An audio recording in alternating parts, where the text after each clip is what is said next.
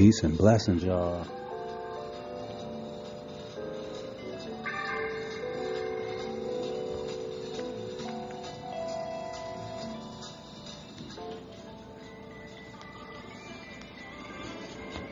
So y'all know how I've been raising the question, and it's a serious question. I'm not saying it like, you know what I mean, with humor or to be funny or to make a joke or none of that, right? But like I was asked on the podcast, and I was talking to Michelle about it earlier, you know what I mean? But like, do you ever wonder why white people never get asked what they are? And what I mean by that is their race. No one ever asks them what their race is. You know what I mean? Because in reality, their skin is just white. You know what I mean? There's something. They're not just, you know what I mean? Like, for example, I'll use Michelle. Michelle's German. She's Italian. You know what I mean? Her skin is white. But everyone else gets asked what they are. If you're black and brown, you get asked what you are. What do you mix with? Or what do you, or what, blah, blah, blah. You know what I mean? But white people, you notice they never get asked what they are, ever. Unless one of them opens up their mouth and you can tell that, like, they're not from here. You know what I mean? They might open up their mouth and you might be like, oh, they sound different. You know, where are they from? They, you know, they might be from Slovakia or Sweden or Germany or whatever. You know what I mean? They got that broken-ass English. Then at that point, someone will be like, oh, where are you from? Or, oh, where are you from? And then, you know what I'm saying, it'll come out. They'll be like, oh, I'm this or I'm that or I'm German, I'm this, blah, blah, blah. All that comes out then. But nine times out of 10, they don't get asked what they are. They get to just float around in life and just, while everyone else gets asked who they are. If you're black and brown, you get asked who you are. Let me see your ID. Let me check your green card, all this shit. There's plenty of European migrants, illegal immigrants over here. Why don't they ever get sweated? You know, and why is black and brown people always the face of illegal immigration and crime, too? Even when you hear these politicians talk, Trump and them all his bitch ass and his people, they're always talking about, anytime he starts talking about crime, if it's not migrants, he's talking about the city of Chicago, about how bad it is. Remember, he said he didn't like Milwaukee and said it was shitty and all that. Because they're all, you know, the stereotype is that black and brown people commit crimes all the time. We're always ones getting stopped and sweated and asked who we are and what our race is and all this shit. So I looked it up, right? And obviously this stuff touches on race, you know, white privilege, and like just societal norms or whatever, social norms or whatever they call it in the United States. So it says Caucasian or white Americans are often not asked about their race in the same way others are because of how whiteness has historically been positioned as the default or norm in American society. Here's a few key reasons why. Social norms and perception. Many institutions, media, education, government have traditionally centered white experiences, making whiteness appear neutral or unmarked, while other racial groups are seen as ethnic or other. You know, you take that, for example, like, you know, that's one of the reasons they call, you know, brown people, like Latin people and stuff like that. That's one of the reasons white people call them aliens, illegal, just based off the fact they speak a different language. You know what I mean? Why don't we learn how to speak Spanish here in America? We're always telling somebody, oh, they need to learn how to speak English. How about you learn how to speak Spanish? Especially, too, if you're someone that works in the field, like if you work in the service industry, restaurants, hotel, all that kind of stuff, well, you know there's going to be a lot of Latin people around, and you're white or black or whatever, Asian or whatever, why don't we learn how to speak Spanish? Why can't we? That's a serious question. Why not? You know what I mean? The invisibility means white people are less likely to be questioned about their identity because it's assumed and socially reinforced as the standard. That's what I was just saying. Whiteness as the default. In forums, surveys, or conversations, if race is not specified, people often assume white. This assumption reflects a racial bias that sees whiteness as the baseline. lack of rationalization. Whiteness in America has historically been racialized, treated as culturalist or raceless. Other groups are racialized, meaning their racial identity is seen as central to who they are. This leads to white individuals not being asked to explain or define their race as often as others. That's what I was saying, and that goes into the privilege. You know what I mean? Because it's like they just get to float around and just go around through life, barely get any kind of interruptions or any kind of... That's why a lot of times they get, like white people, they get really bent out of shape and upset when they get pulled over by the police and stuff like that. They'll be losing their minds. Because it's all, and don't let it be a black or brown cop. They'll really lose their shit. Because even in those situations, I played clips where you've had white suspects calling black cops the N-word and all kinds of stuff. Because they don't respect them. They're like, how dare you tell me to do this and tell me to do that? I should be telling you to do it. Because that's how they look at us. You know what I mean? Privilege and avoidance. Sometimes it's also about comfort. Conversations about race can be uncomfortable, and many white people are not used to having their race discussed or questioned. Yeah, they get bent out of shape with that too. Even with like the comedy and stuff, and Paul Mooney talks about a lot of times how white people, like, you know, when they're making fun, when the joke's on somebody else or the joke's about somebody else or whatever, they're all laughing and giggling. But as soon as it's about them, they get all mad and shit. Just pick Michelle up. I brought Chewy with me. Hi, baby. Hi. I was just looking up some information on here. You remember how we were talking about the other day about, like, why white people never get asked what they are? Yes.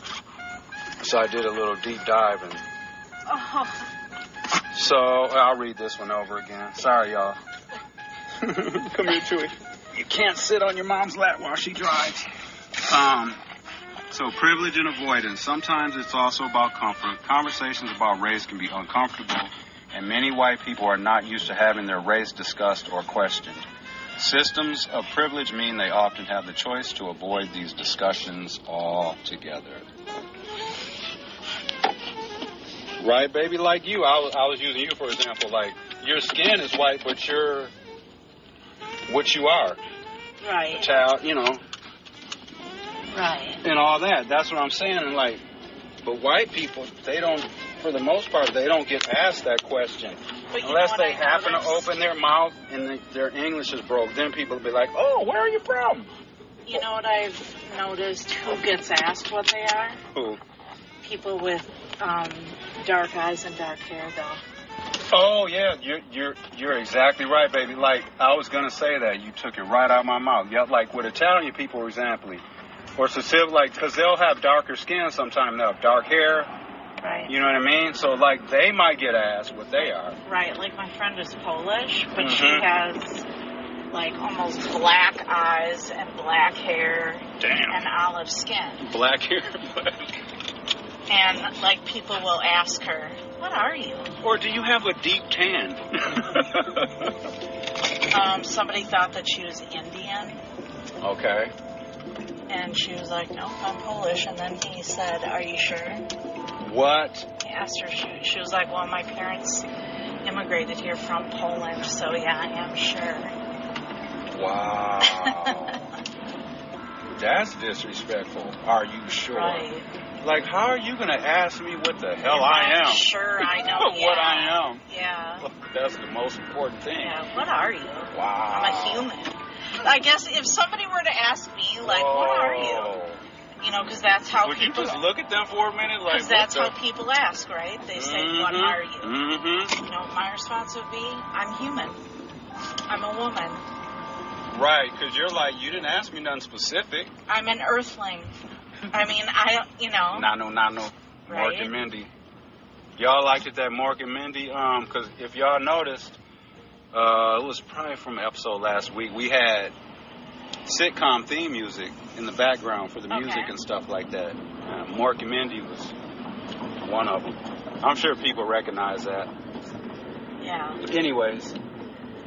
But yeah, that's how I would respond if somebody asked me what I was. Yes. Or where are you from? Earth. I'm an earthling, yeah. I'm from God. Yeah, it's crazy though, right? Yeah. That's just crazy how that works out. So let's see. Because I feel like that would make somebody uncomfortable then. Definitely.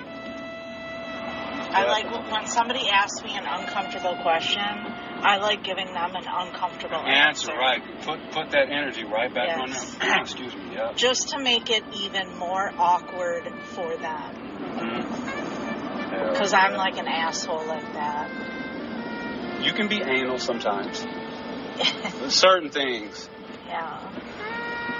But for the most part, we're pretty chill people. Yeah. I think everyone has something they're anal about. Someone asked me today. Everybody does. I don't care. You could be the most chillest, most even balanced, just tree hugger on earth. You got something. There's something that pisses everyone off. It could be one damn thing. Right. So someone asked today, how's Maya? Mm-hmm. She is an African American lady. Nice. So split second, I thought I was okay. Mm-hmm. And then I was like, well, fucking Doge eliminated her position. And so, so I was just talking about that. Then she was saying that happened to her son, and now he door dashes, whatever. And then she was like, well, I'm sure it'll, work out or something like that. And I was like, in 3 years it will. and then she says, so I don't know how to take it. I love it. She said, well, I'll let you go. She said what? She was, because I was leaving, she called me. And then when I said in 3 years it will be, she said, well, I'll let you go. So I don't know how. Oh, you think maybe she wasn't in agreement but just didn't say nothing? Right. Or maybe she just didn't feel like getting into it. Possibly. It could go either way. Yeah, that's hard to tell.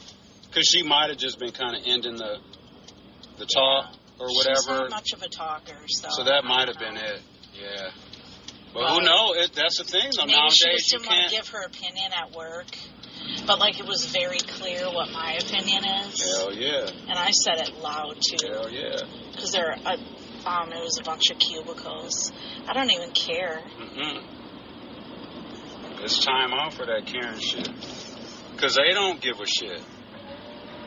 Right, because I'd like just you don't to give a defend shit. how my daughter lost her job. Exactly. Defend it. Exactly. People's lives are being uprooted and all altered and shit off this shit. While orange bitch just gets to sit up there. When's the last time Donald Trump's bought some damn eggs? When's the last time he's been in a grocery store? The last time he's been in that too. On his own. Exactly. The last time dude's been in a grocery store is probably in the cart when he was 3 or something. His mom was in the store. Maybe not even then. Dude don't give a shit about the prices of nothing because none of it's... Dude can have anything he wants. And all he cares about him, his family, and his little inner circle of people that would do whatever the hell he says. I mean, he has a fucking button for Diet Coke. Yeah, for real. Yep. Come on. Yeah, someone had told the story about they're at the White House or whatever, and they were like, can I press this button? And dude was like, yeah, go ahead. And they pressed it, and then someone came in with a Diet Coke on a tray for Orange Man. And Saquon Barkley, you're bogus, dog. And your wife is bogus, too, because she's racist. She was spewing. I don't care that she was in high school or a young adult or whatever, and she was saying racial shit about people. You didn't speak out against that, but you'll speak out against black people questioning you while you're fucking with Trump. That don't make no sense, man. And shout out Jalen Hurts, man. Good for you. Jalen Hurts is one of the real ones. I love that he didn't go to that White House. Shit. Shout out Jalen Hurts. Shit. All right, y'all. We're home from work now.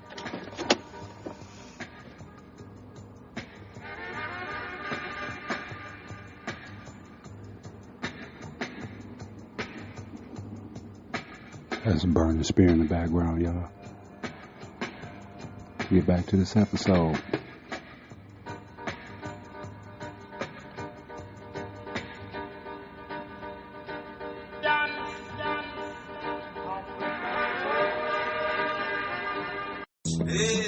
Listen, you're in a privileged position to learn a thing or two.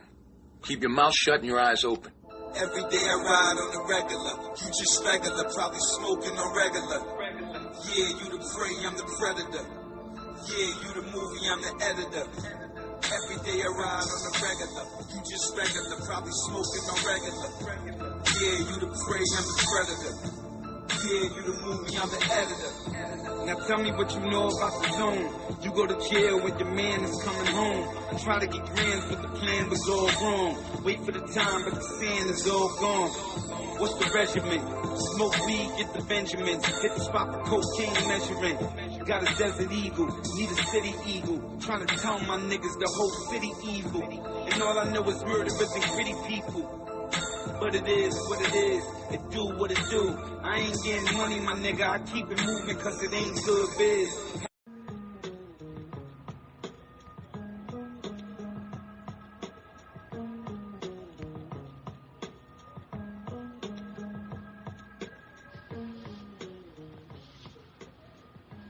White supremacy flyers in southeast Wisconsin. Police pick up hundreds.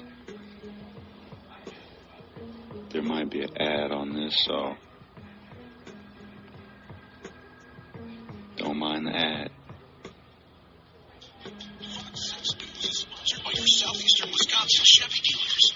With an award-winning lineup of strong I'll just trucks talk over the ad, you know what I mean? It's going to be about maybe 10 or 15 seconds before the article gets going. Finding white supremacy flyers, hundreds of them across multiple counties in our area. Bill Miston uncovered just how widespread this is as organizations that track hate crime groups take notice. Not surprised. Police say officers picked up about 100 flyers like these after calls started coming in early Sunday morning. And West Bend isn't alone. Flyers started popping up here in Mequon, and people began posting on social media, finding them in places like the Mequon-Thiensville area, as well as in Grafton. And Cedarburg police confirmed officers picked up about 100 flyers there.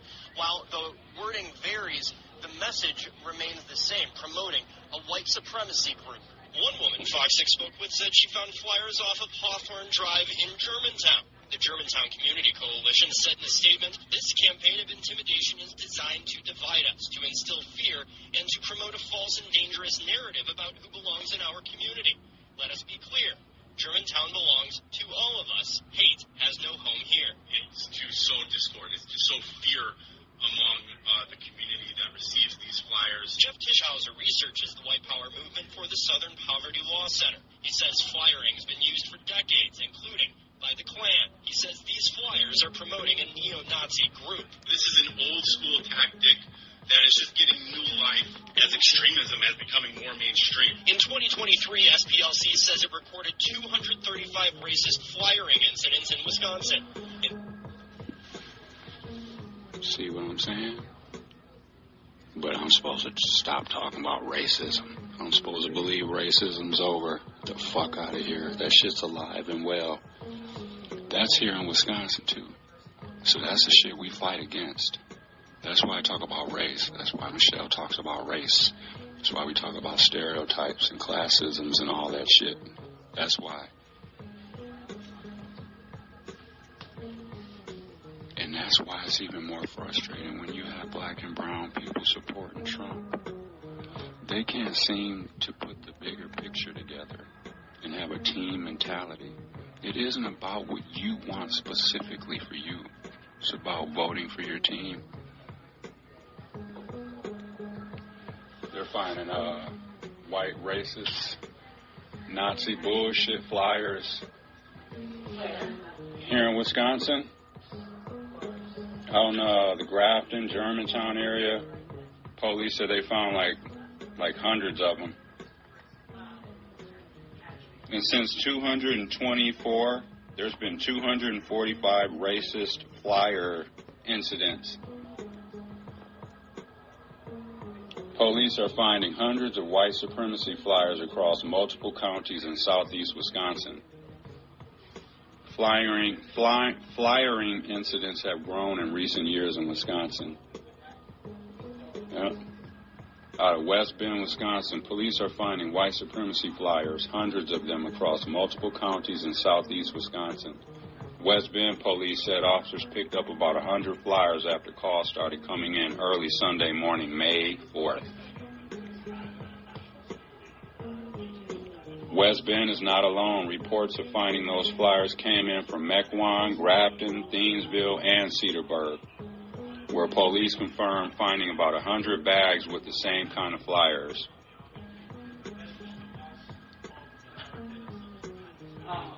But I'm supposed to stop talking about racism, and I'm supposed to get over it and all this bullshit. That's why it hurts so much that we have black and brown people supporting Trump. Right. What they can say whatever they want. Huh?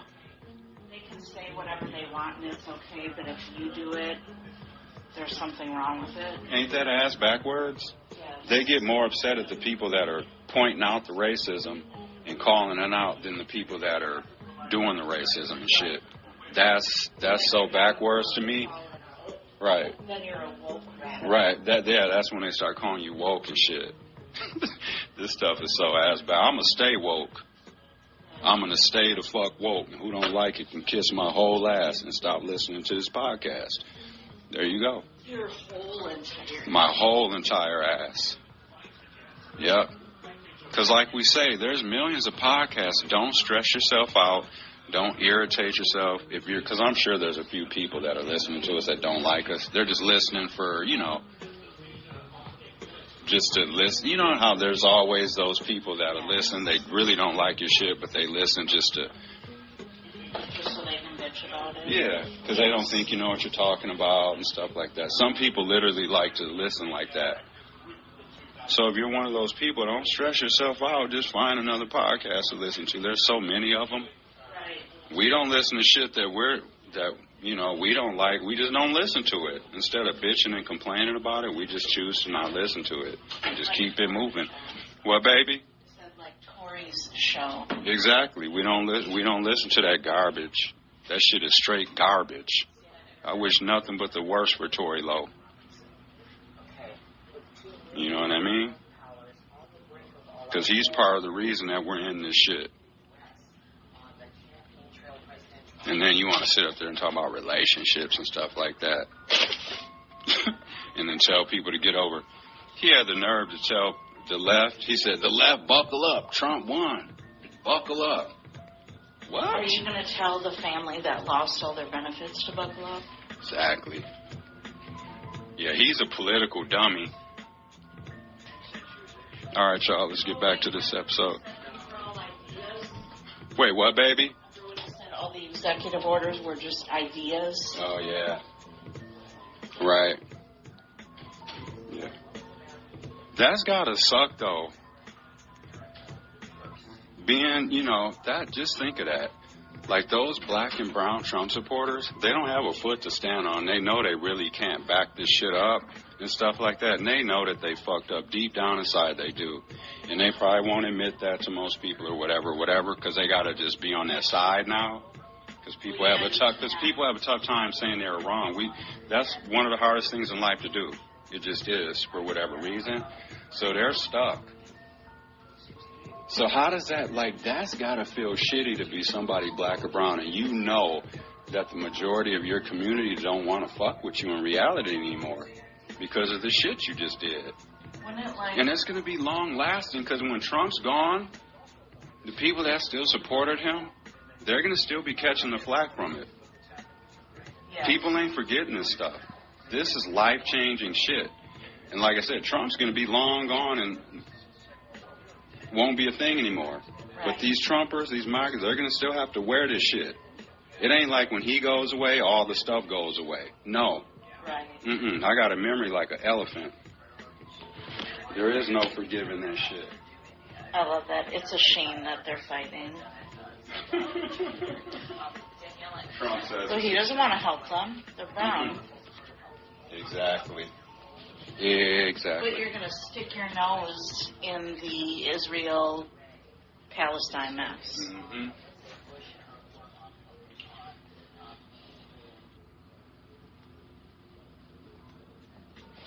So this is from the Marshall Project, y'all.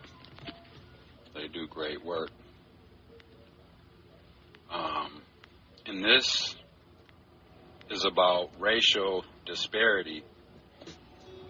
You know, when it comes to solving crimes and stuff like that, it seems like a lot of times, and I know there's a lot that goes into stuff, but it seems like a lot of times white families, like their cases that get solved, you know what I mean? If they're a victim of a crime or whatever, it seems like a lot of times the police and just, you know, the DA and all that stuff, they give them a lot of energy.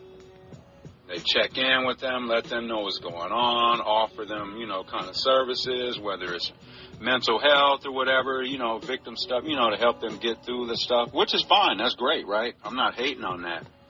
But sometimes black people don't get afforded the same services or the same common courtesy or the same, you know, energy, you know, updates on what happened to their family member, or is there an update on, you know, are you looking for the person that killed my son or my daughter or my nephew or whatever, you know what I mean? And a lot of times it seems like our issues are just be kind of getting blown off in a way. So this is out of St. Louis. So in St. Louis, a racial disparity in whose killings get solved. In the past decade, police solved fewer than half of the homicide cases with black victims and 2/3 of the cases with white ones.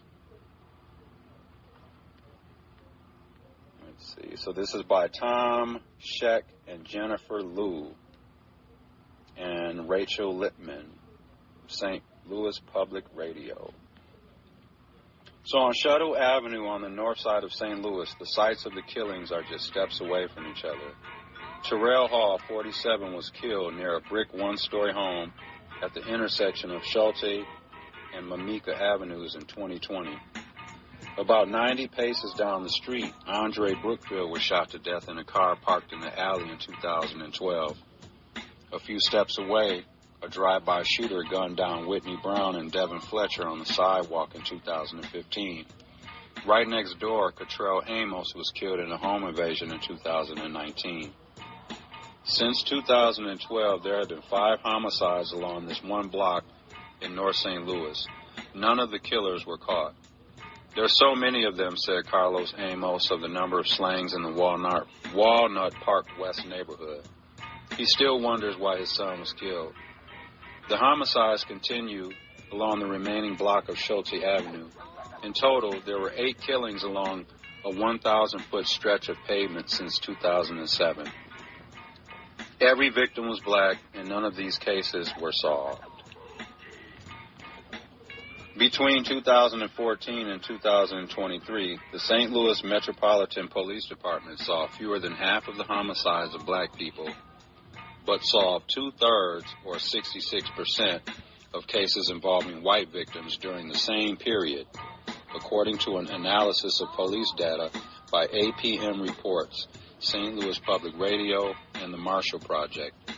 The news organizations found that the department at times struggled to solve homicides in the past decade, partly due to shoddy detective work, staffing shortages, and eroding community trust. St. Louis police officials declined repeated interview requests to discuss the findings. Yep. While nearly half of the city's population is black, the detectives tasked with investigating homicides are overwhelmingly white. Families of homicide victims on Schulte Avenue echo Rogers' concerns. They said contact with police investigators was short-lived, and they have little hope of ever seeing justice for their loved ones.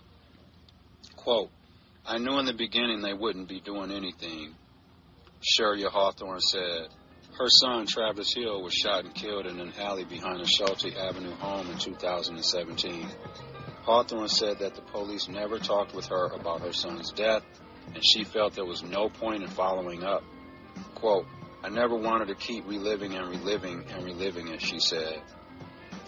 Hill's killings is one of about 1,000 unsolved homicides involving black victims between 2014 and 2023. That's close to double the enrollment of high schools serving students living in the neighborhoods around Schulte Avenue. So police disproportionately solved homicides of white victims. So I have some data here. So this is homicide data from 2004 through 2023, provided by the St. Louis Metropolitan Police Department and analyzed by APM Reports. So between 2014 and 2023, only about 48% of crimes, between that 9-year period between 2014 and 2023, only around 50% of black victims' homicides were being solved. Whereas white victims, they were, 88% of their crimes were solved between 2014 and 2023. No, my bad. 68% of their crimes have been solved on average. That's because they respect white people more. And most of the cops are white. You know what I mean? They're going to naturally just, you know what I'm saying, help their people out more. That shit's crazy as hell. When you're a cop, you're supposed to help everybody out. You know what I mean? Because that's one of the worst, no profession should have racist people working in it, but especially cops. You know what I mean? You can't be having racist cops working on the force. They got guns and tasers and billy clubs and handcuffs, walkie-talkies, a baton, the ability to change or alter police reports. Y'all know that happens too. So,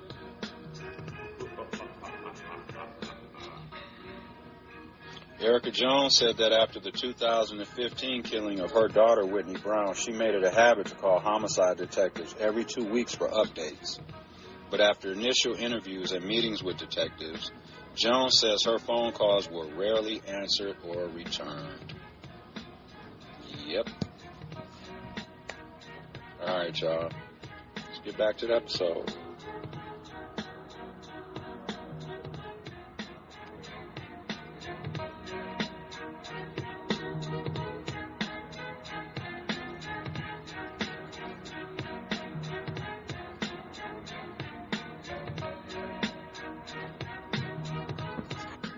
You know what else I was thinking about too, right?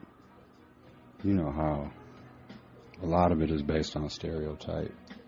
You know how it seems like the majority of the time, it seems like black and brown people are either the face of immigration or the face of crime or both. You know what I mean? You notice how like this White House right now, whenever they're showing like illegal immigrants and people they've arrested or they've deported and all that stuff, you ever notice how all the examples are brown people, somebody Latin? There's European migrants here in this country too, illegally, whole bunch of them. Why don't they ever use them as the poster child for crime or illegal immigration? But getting back to my other point, you know how it seems like black and brown people are always the stereotype, or we're looked at as the criminals. Whenever crime gets discussed, they're always talking about Chicago or Milwaukee or St. Louis. They're always talking about some city, right? Because they're always thinking about us. They're always thinking about black people when they're talking about crime. They got us on their mind. When in reality, white people commit tons of crimes. Some of the most heinous shit you'll ever see or hear about is committed by white people. And a lot of times, a lot of stuff would be domestic violence. There'll be a lot of domestic violence. There's domestic violence in black neighborhoods, Latin neighborhoods, white neighborhoods, Asian neighborhoods, all that shit, right? But one thing, and I really believe this, one reason why, well, a couple reasons. Sometimes in the suburbs and the rural areas, these cops would be knowing these people that would be getting to these DVs with their girlfriends and their wives or kids and all that shit at the house. police will get called over there. Sometimes people don't be going to jail because they know each other, or there's some kind of tie, they know each other, or whether it's just white people and they don't want to lock them up like that.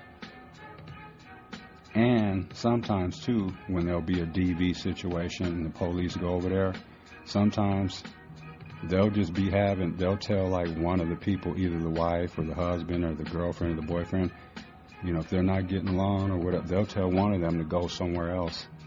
Is there somewhere else you could go spend the night at, or is there somewhere else you could go? And they'll be having means, is my point. A lot of times there'll be another residence that one of them can go to for the night or for a while until things cool down, or they have money where one of them can get a hotel and stay there for a few days until things cool off. You know what I mean? My point is, a lot of times white people, they'll be having the means. Same thing, you look at an example like when white people will be having, when they'll be addicted to drugs and alcohol and stuff, or whatever it is. A lot of times, like their family, whether it's mom, dad, brother, cousin, uncle, sister, whatever, right? Their family will be helping them out, enabling them, whatever you want to call it. So little Johnny don't have to go steal a car. Little Johnny don't have to go rob the store. Little Johnny doesn't have to go sell dope. And I'm not saying black and brown people need to do that either. I'm saying, but like sometimes we're put in different kind of situations, you know what I'm saying? We don't have the means sometimes. I said sometimes. I didn't say all black people, I said. But a lot of us, we don't have the means to just, and not saying we would enable our kids. I'm not saying that. I'm saying, but like white people, like if little Johnny has a drug problem, instead of him having to go out and steal, mom will give him that money he needs to go get that dope. Or he'll get deferred prosecution. He'll get drug treatment. Or they'll help him out that bind. He's late on the rent. He's about to be kicked out. Mom and dad, they'll have that money. They'll give it to him. They might bitch and complain at him, but they're going to clean it up and take care of it for him so he doesn't get kicked out of his apartment. You know what I mean? So they'll be having the means to kind of solve problems or whatever, like in these moments. Whereas sometimes, black and brown families, we may not have an extra residence to go to. We may not have $150, $200 extra dollars to go stay in a hotel for the night till things cool off because one of the parties needs to leave to go somewhere. A lot of times we don't have extra money to bail someone out of jail or to have somebody come live or or help out financially. You see what I'm saying? So sometimes we end up making poor decisions. You know what I mean? And then we end up paying for them, though. Now, I'm not saying white people don't pay for shit, too, that they do wrong. I'm saying, but a lot of times they can avoid going down those roads sometimes because they have, whether it's financially or emotionally, they'll be having support systems. A lot of times where they can avoid going to jail or avoid, having to rob or steal or whatever, just because their parents would just fix all their problems up. You know what I mean?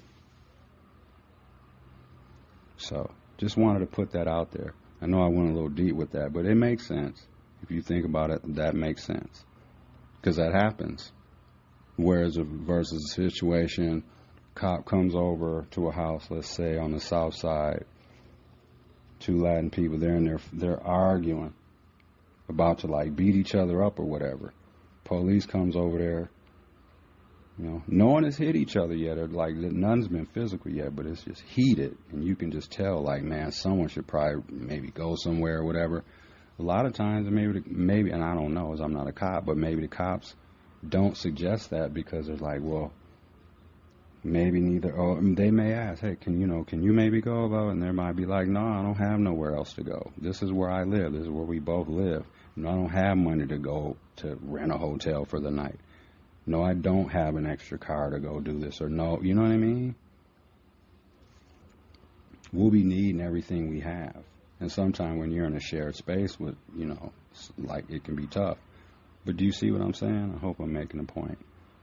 So I'm just saying, like, sometimes white people, they're able to avoid, like, that real serious trouble because they'll be having ways to get out of things, or to, you know, put Band-Aids on things, or to get out of stuff, is all I'm saying. And I'm saying sometimes. All right, y'all. Let's get back to this episode, though. Come on, show Cosmic Good. Styles be in the building. I love you, right, yeah, man. Yeah, let's get it going, man. Let's get it going. I need some bars. Lyrics is razor sharp, every verse like a sculpture, with the Bloods and the Crips, drinking juice, getting culture. Bunch of land homies that be moving like Sosa. Family over everything, I would never insult you. Bitch niggas break out, real niggas stick tight. Go see his nigga, I'm asking him what the piff like. How the sour taste, time's limited, and I'm on that jinx and wine and bought for an hour straight. Thinking so I pulled up some more information on that California man I was telling you about, that Samuel Woodward, the white supremacy dude. So I just wanted to pull up some more information on that, and I'm going to play an audio clip as well. So this California man was sentenced to life for hate crime in the killing of a gay college student. This is by the Associated Press. This was published Saturday, November 16th, 2024. Yeah, dude looks crazy, too. So this is out of Santa Ana. A California man was convicted of stabbing to death a gay University of Pennsylvania student in an act of hate and was sentenced Friday to life in prison without parole. Good. Samuel Woodward, 27, was sentenced in a Southern California courtroom at the end of an all-day hearing for the murder of Blaze Bernstein nearly 7 years ago. Wow. That's crazy. Woodward, who did not appear in court Friday due to illness, was convicted this year of first-degree murder with an enhancement for a hate crime for killing Bernstein, a gay Jewish college sophomore. Dozens of Bernstein's relatives and friends sat in the courtroom. Many wore T-shirts reading "Blaze it forward," a slogan for a campaign to commit acts of kindness in his name following his death. Oh, yeah. So crazy out here, ain't it? And today, it could be coming to a close. An Orange County man convicted in the murder of a former high school classmate is set to be sentenced. NBC4's Brittany Hope is live in Santa Ana with a range of punishment that the killer is facing today. Brittany? Adrienne Lynette, good morning. Samuel Woodward faces up to life in prison without the possibility of parole for the hate crime murder of Blaze Bernstein. He was convicted of the crime back in July of this year. This is a great relief that justice was served, and this despicable human who murdered our son will no longer be a threat to the public. That was Bernstein's mother speaking outside the courthouse here in Santa Ana moments after that conviction about 5 months ago. The nearly 3-month-long trial was grueling for the family. Prosecutors claim Woodward killed his former classmate from the Orange County School of the Arts because he was gay, citing his neo-Nazi, anti-Semitic, and anti-gay beliefs. Woodward actually confessed to the murder and described in detail how he stabbed him to death and buried him. His defense says it wasn't a question of if Woodward killed Bernstein, but a question of why. They argued during that trial he was confused about his own sexuality, claiming the two former classmates met up in 2018, and in that moment, Bernstein touched Woodward in a sexual way. Woodward's team says he was worried photos were taken of that encounter. He later stabbed Bernstein, who was a brilliant pre-med student at the University of Pennsylvania.